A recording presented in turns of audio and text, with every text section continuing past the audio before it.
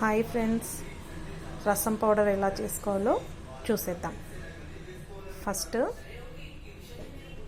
ఒక కప్పు కందిపప్పు, ఒక కప్పు శనగపప్పు, 1 టేబుల్ స్పూన్ మెంతులు, 1 టేబుల్ స్పూన్ మిరియాలు, ఒక కప్పు ధనియాలు, 2 టేబుల్ స్పూన్స్ జీలకర్ర, తగినన్ని ఎండుమిరపకాయలు, కరివేపాకు తీసుకొని ఇప్పుడు వీటిని ఒక్కొక్క ఐటెము దోరగా వేపేసుకున్నాము.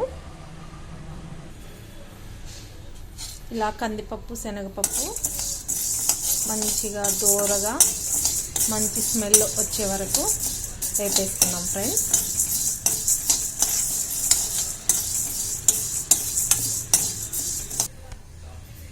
చూసారా ఫ్రెండ్స్, ఇప్పుడు కందిపప్పు శనగపప్పు మంచిగా కలర్ చేంజ్ అయిపోయి మంచి స్మెల్ వచ్చేస్తుంది.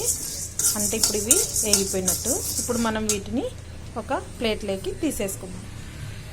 ఇప్పుడు ధనియాలని కూడా దోరగా వేపేసుకున్నాం ఫ్రెండ్స్.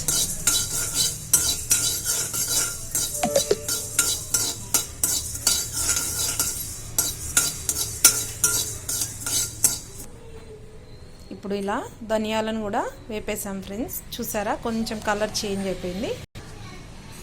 ఇప్పుడు జీలకర్ర, మెంతులు, మిరియాలు కూడా దోరగా ఒక 2 మినిట్స్ అలా వేపేసుకున్నాం ఫ్రెండ్స్. ఇప్పుడు ఎండుమిర్చి, కరివేపాకు కూడా దోరగా వేపేసుకున్నాం ఫ్రెండ్స్. అన్నీ ఇలా వేపేసుకున్నాం ఫ్రెండ్స్. ఇప్పుడు మిక్సీకి వేసి పౌడర్ చేసేద్దాం. చూసారా ఫ్రెండ్స్, ఈ విధంగా రసం పౌడర్ రెడీ అయిపోయింది. స్మెల్ చాలా అద్దరిపోయింది. మీరు కూడా ఒకసారి ట్రై చేసి కామెంట్ బాక్స్లో చెప్పండి ఎలా వచ్చిందో. మన ఛానల్ని ఫస్ట్ టైం వాచ్ చేసినట్లయితే సబ్స్క్రైబ్ చేసుకోండి. Bye friends.